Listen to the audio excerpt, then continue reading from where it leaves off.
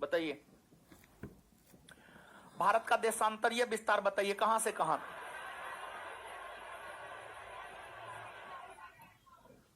एक बार फिर से भारत का देशांतरीय विस्तार बताइए।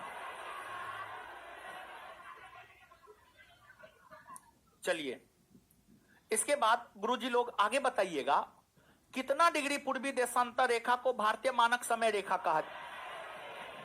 82.5 डिग्री पूर्वी। 82.5 डिग्री पूर्वी। कितना डिग्री देशांतर रेखा को भारतीय मानक समय रेखा कहा जाए? 82.5 डिग्री पूर्वी देशांतर रेखा।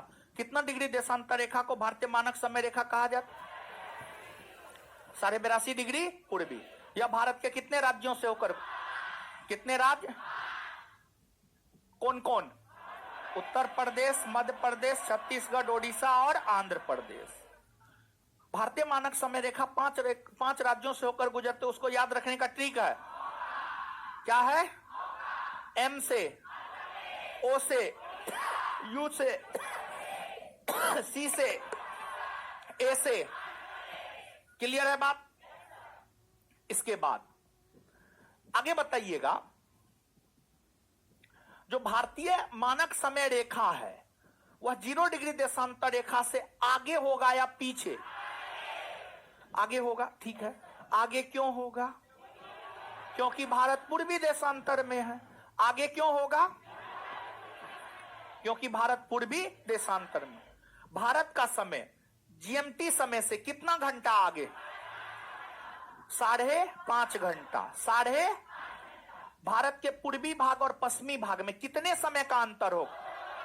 कितने समय का अंतर? बिहार का समय भारतीय मानक समय रेखा से आगे होगा या पीछे? आगे होगा, क्योंकि बिहार भारतीय मानक समय रेखा के पूरब में, क्योंकि बिहार भारतीय मानक समय रेखा के पूरब में है। और जो 0 डिग्री देशांतर रेखा है कितने महादेश से होकर गुजर? कौन कौन? अफ्रीका और अंटार्कटिका। यूरोप, अफ्रीका और अंटार्कटिका से होकर गुजरती है। समझ गए? चलिए ठीक है। अब देखिएगा यहां पर, देखिए यह है कर्क रेखा।